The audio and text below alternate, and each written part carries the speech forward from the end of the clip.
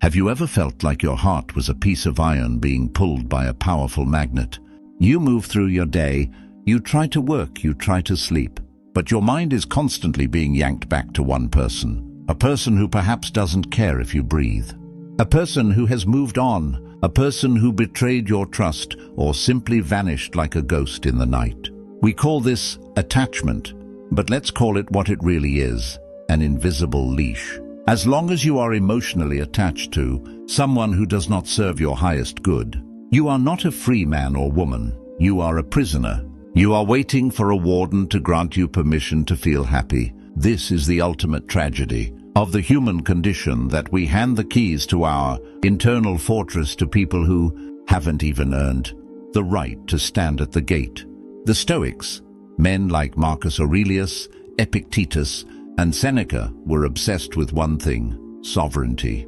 They lived in times of extreme volatility. Marcus Aurelius saw his children die and his generals rebel. Epictetus lived as a slave.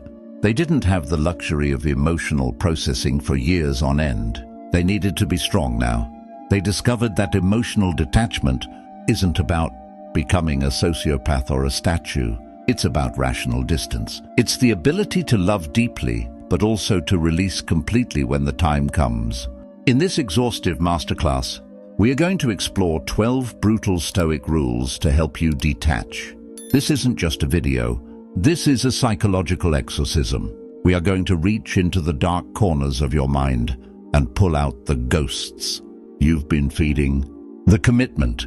Most people will watch the first 5 minutes and go back to scrolling. If you stay until the very end, it proves you are tired of being weak. It proves you are ready to be the architect of your own silence. If you are ready to break the leash, comment, "I am the master of my mind." This is Stoic Diary. Let us enter the fire. Rule 1. The law of cosmic impermanence. Marcus Aurelius wrote, "Loss is nothing else but change, and change is nature's delight." We suffer because we demand that the universe make an exception for us. We want this relationship to last forever. We want this person to stay the same. But look at the stars.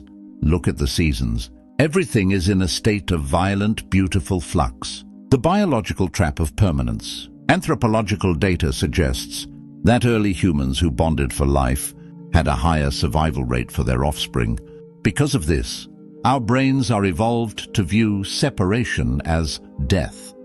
When someone leaves you, your limbic system screams as if you are being physically attacked. But you are not a caveman. You are a rational being. The Stoic rule is to accept the transience. Every person you meet is a guest in your life. Some stay for a night, some stay for a decade, but all will eventually check out. The practice. Every morning, look at the people you care about and say to yourself, "This person is alone from the universe. One day the universe will call the loan. I will return them without complaint." When you stop trying to own people, you stop being afraid of losing them. Rule 2. Separate the fact from the story. Everything we hear is an opinion, not a fact. Everything we see is a perspective, not the truth, said Marcus Aurelius. When you are obsessed with someone, you aren't obsessed with a person. You are obsessed with a story. The fact: they didn't reply to your message.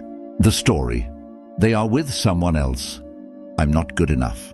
They are laughing at my desperation. The story is what is killing you, not the fact. Cognitive restructuring. In modern psychology, this is called cognitive reframing.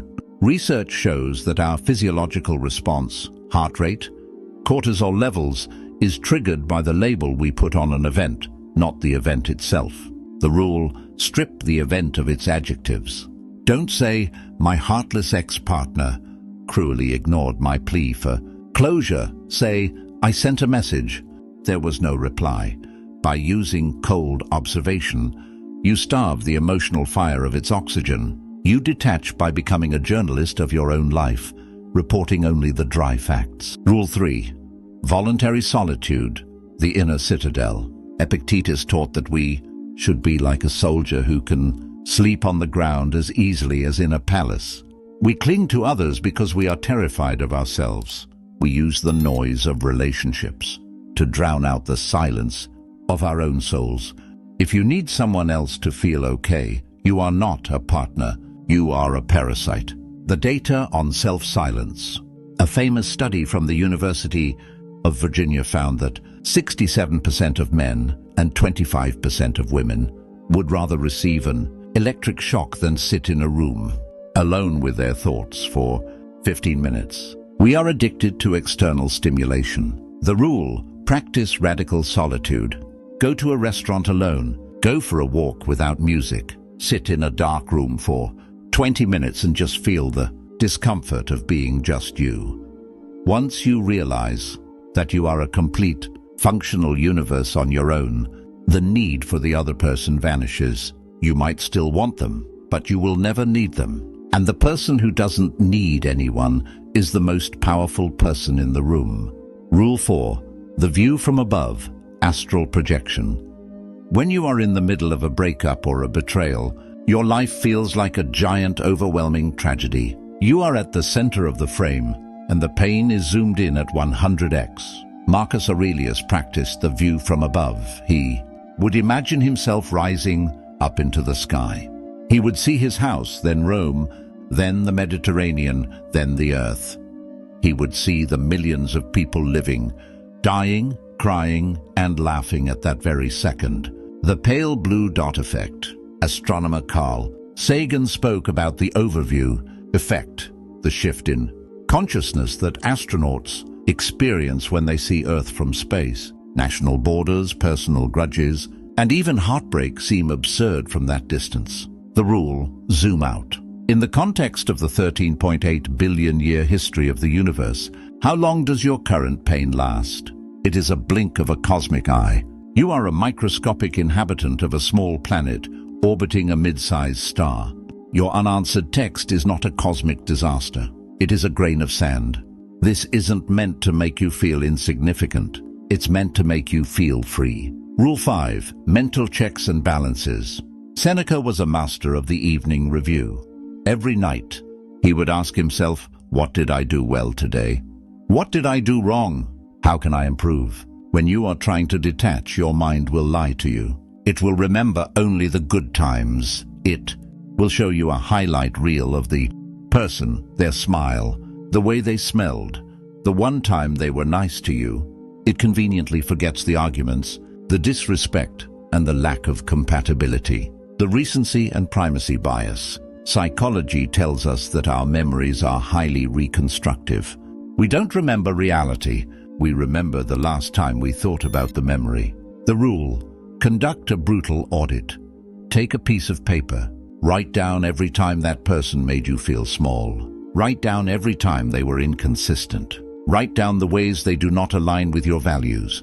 When your brain tries to show you the highlight reel, pull out your audit list and read the blooper reel. Balance the scales. Don't let your nostalgia turn a toxic relationship into a fairy tale. Rule 6. The dichotomy of control, the line in the sand. This is the most famous rule of Stoicism, but also the one people fail at the most. The chief task in life is simply this: to identify and separate matters so that I can say clearly to myself which are externals, not under my control, and which have to do with the choices I actually control. Epictetus. The energy leak. Imagine you have 100 units of energy every day. 40 units spent worrying about what they think of you. 30 units spent checking their active now status on social media. 20 units spent wondering if they are with someone else. You have 10 units left for your own life. You are literally starving your own future to feed a ghost. The rule: draw a line in the sand. Their side, their feelings, their actions, their words, their future. Your side, your character, your work, your health, your response. Every time your mind crosses the line into their side, stop and say, "Not my business. This is a discipline." It's like a muscle. At first, your mind will wander across the line every 5 seconds. Pull it back. Pull it back 1,000 times a day if you have to. Eventually, your mind will stay on its own side of the fence. Rule 7. Amor fati. Love your fate. The average person survives a breakup. The Stoic thrives because of it. Amor fati is the practice of not just tolerating what happens, but loving it. Nietzsche, who adored the Stoics, said that everything that happens to you is the perfect thing to happen to you. The post-traumatic growth model. The Harvard Business Review notes that high achievers often point to their most painful personal failures as the catalyst for their greatest breakthroughs. The rule: treat this person's departure as fuel. If they left you because they thought you weren't successful enough, use that rejection to build an empire. If they left because you were too much, use that space to find your own peace. Don't wish the pain away. The pain is the hammer that is shaping the new, stronger version of you. If you were never broken, you could never be kintsugi, the Japanese art of fixing broken pottery with gold, making it stronger and more beautiful than the original. Rule 8. Premeditatio malorum, the worst-case scenario. We are terrified of detaching because we are afraid of what's on the other side. What if I never meet anyone else? What if I'm alone forever? The Stoic faces these monsters head-on. The rule: sit down and imagine the absolute worst. Imagine you do stay alone for the next 20 years. Imagine you do see them marry someone else tomorrow. Walk through the scenario. Would you die? No. Would you still have the ability to read a book? Yes. Would you still have the ability to see a sunset? Yes. Would you still have your character? Yes. Once you socialize with your fears, they lose their power over you. Rejection is only scary when it's a vague shadow. When you turn on the lights, it's just a situation. You have survived 100% of your worst days so far. Your track record is perfect. You will survive this too. Rule 9. The discipline of assent. This is a high-level Stoic technique. Assent is when you agree that a thought is true. You have a thought: I am nothing without them. The Stoic says, wait, I do not give you my assent. That is a false impression. The gatekeeper of the mind. Think of your mind as a high-security building. Thoughts are people trying to get in. Most people let every hobo thought in to sit on the couch and trash the place. The rule: be a ruthless bouncer. When a thought about that person arrives at the door, check its ID. The thought: I'll never find a love like that. The bouncer: where is the evidence? You are 25, 35, 45 years old. You have decades left. You don't know the future. This thought is a lie. Access denied. Stop believing everything you think. Your brain is a survival organ, not a truth-telling organ. It will say anything to get its drug, the other person, back. Be the bouncer. Rule 10. Contempt of the flesh, stripping the glamour. This is a brutal, earthy rule from Marcus Aurelius. When he looked at a luxury meal, he would say, this is just a dead fish. When he looked at his royal purple robes, he would say, this is just sheep's wool dyed with the blood of a shellfish. He did this to stop himself from being charmed by external things. De-idealization. When you are attached, you have deified the person. You see them as a divine being. The rule: strip the glamour. Remember that this person is a biological organism. They have bad breath in the morning. They have flaws. They have moments of pettiness. They are just a human being made of meat and bone, as Marcus put it. When you stop worshipping them, you can start detaching from them. They are not a god. They are a person, and you are a person too. Rule 11. The sympathetic perspective. Sometimes we can't detach because we are consumed by anger. We want them to apologize. We want them to see what they did to us. Marcus Aurelius said, to forgive is to realize that they acted out of ignorance. The radical compassion of Stoicism. The Stoics believed that no one does evil on purpose. Everyone is doing what they think is right based on their own flawed perspective and limited information. The rule: look at the person who hurt you as a small child who doesn't know any better. They are acting out of their own trauma, their own fears and their own limitations. When you see them as broken rather than evil, your anger turns to pity. And pity is the exit door of attachment. You don't stay attached to someone you pity. You wish them well and you walk away. Rule 12. The momentary nature of the now. "The present is the only thing of which a man can be deprived," wrote Aurelius. If you are living in the past, memories of them, or living in the future, hopes for them, you are technically dead. You are not experiencing the only life you actually have, this second. The physics of time. Physicists tell us that the past is just a memory trace in the brain, and the future is a mathematical simulation. The now is the only thing that is physically real. The rule grounding. When the attachment ghost comes back, look at your hands. Feel the texture of the chair you are sitting on. Listen to the hum of the air conditioner. Realize that right now, in this physical cubic centimeter of space, you are safe. You are okay. The person isn't here. They only exist in your head. Evict them. Your mind is your home. If someone isn't paying rent by providing love and support, why are you letting them stay in the guest room? We often treat emotional detachment as a purely intellectual game, a matter of reading the right quotes or thinking the right thoughts. But the ancient Stoics and modern neuroscientists know better. The body carries the score. When you are obsessively attached to someone who has left or who causes you pain, your body doesn't know the difference between a broken heart and a broken rib.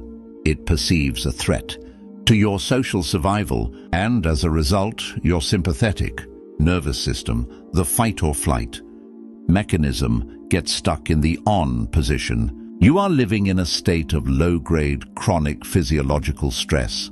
Your cortisol levels are spiked, your heart rate variability is low, and your brain's amygdala is screaming that you are in danger. This is why you can't just stop thinking about them. Your body is literally addicted to the stress chemicals of the attachment. To detach your mind, you must first commandeer your biology. You must use the body to hack the brain. This is what we call Stoic somatics. 1. The Stoic breath, the override command. The breath is the only part of your autonomic nervous system that you can control consciously. It is the bridge between the conscious and the unconscious. When you are ruminating on a person, your breathing becomes shallow and rapid, reinforcing the alarm signal to your brain. The practice: implement the 4-4-4-4 square breath. Breathe in for 4 seconds, hold that breath for 4 seconds, exhale forcefully for 4 seconds, and hold the empty lungs for 4 seconds. The science. This specific rhythm stimulates the vagus nerve, the longest nerve of the autonomic nervous system. By manually slowing your breath, you send a high-priority override command to the brainstem. You are signaling to the primal lizard brain that the threat, the loss of the person, is not an immediate physical danger. You cannot be in a state of social panic if your breath is in a state of deep calm. You are using physics to silence the metaphysics of your heartbreak. 2. Cold exposure, the great neural reset. Marcus Aurelius and the Stoics were famously suspicious of luxury and warmth, often opting for cold water baths to harden the spirit. In the context of detachment, cold water is not just about toughness. It is a neurological reset button. The practice: take a 90-second cold shower. When your body hits 10-degree or 15-degree Celsius water, your brain undergoes a cold shock response. The reality: you cannot physically obsess about an ex-partner or a betrayer. When your body is fighting to regulate its temperature, the sheer sensory input of the cold forces your prefrontal cortex to abandon its simulations of the past and return to the immediate present. The chemical shift. Cold exposure triggers a massive release of norepinephrine and endorphins. It flushes the stale stress hormones out of your system and replaces them with alertness chemicals. It breaks the loop of rumination by providing a louder, more urgent physical truth. You are alive and you are resilient. 3. The walk of the senses, re-anchoring in reality. Attachment is a form of internal hallucination. You are living in a mental movie of what was or what could have been. To detach, you must break the projector. The Stoics called this returning to the world. The practice: step outside and engage in the 5-4-3-2-1 Sensory grounding technique. Name 5 things you see: a red car, the texture of a brick wall, a cloud, a sparrow, a leaf. Name 4 things you hear: the distant hum of traffic, the wind, your own footsteps, a dog barking. Name 3 things you feel: the wind on your neck, the weight of your shoes, the fabric of your shirt. Name 2 things you smell: fresh rain, exhaust, or even just the scent of the air. Name 1 thing you taste: the lingering coffee or just the inside of your mouth. Why this works. Obsession lives in the abstract. Reality lives in the concrete. By forcing your brain to catalogue the external world with such granularity, you shift the electrical activity of your brain away from the default mode network, the part that worries and dreams, and toward the task positive network, the part that interacts with the world. You are moving the energy from the internal ghost to the external reality. You are proving to your nervous system that the world is much bigger than the one person you are clinging to, or the Stoic posture, the frame of sovereignty. Seneca noted that a man's character can be seen in his gait and his posture. If you are hunched over, looking at the ground, and making yourself small, you are reinforcing the victim status in your own neurochemistry. The practice: adopt the sovereign frame. Stand with your spine straight, shoulders back and chin parallel to the ground. The feedback loop. Studies in proprioception show that our brain looks to our body's position to decide how we should feel. If you stand like a conquered man, you will feel like a conquered man. If you stand like an emperor, your brain begins to produce the testosterone and serotonin levels associated with leadership and stability. Even if you don't feel detached yet, act detached with your skeletal structure. The mind will eventually follow the lead of the bone. People will ask you, doesn't this make you cold? Doesn't this make you a loner? The answer is no. Stoicism makes you a better partner. When you are attached in the negative sense, you are needy. You are manipulative. You are always checking for signs of abandonment. That is not love. That is anxiety. When you are detached, in the Stoic sense, you are a whole person. You love the other person for who they are, not for what they give you. You are with them because you choose to be, not because you are afraid not to be. Stoic detachment is the only foundation for a healthy, mature relationship. It allows you to say, I love you, but I can live without you. And ironically, that makes people want to stay with you even more. As we close this exploration, look back at the 12 rules. Impermanence, accepting that all things end. Fact versus story, removing the drama from the events. Solitude, finding peace in your own company. View from above, zooming out to the cosmic scale. The audit, balancing the highlight reel with reality. Control, staying on your side of the line. Amor fati, using the pain as fuel for growth. Worst case, facing the shadows. Ascent, policing your own thoughts. Contempt, seeing the person as human, not divine. Sympathy, replacing anger with pity. The now, returning to the physical present. There is a legend that after Marcus Aurelius died, people didn't mourn him with tears. They celebrated him as a man who had conquered his own nature. You are currently in a cocoon of pain. It feels tight. It feels dark. It feels like you are suffocating. But that pressure is what is turning the caterpillar into the butterfly. The person you were, the person who was defined by someone else's attention is dying. Let them die. Today you are being born as a sovereign being. You are the emperor of the 12 inches of space between your ears. No one can enter that space without your permission. No one can make you feel small without your consent. Final action, I want you to go to a mirror. Look yourself in the eyes and say out loud, I am free. Then take one specific action to prove it. Delete the number. Block the account. Throw away the memento. Do the surgery. If you stayed through this entire 2-hour masterclass, you are the 1%. You have the focus to change your life. If this resonated with you, subscribe to Stoic Diary. We are a sanctuary for the strong, The leash is broken. Walk away. Don't look back. See you in the next one.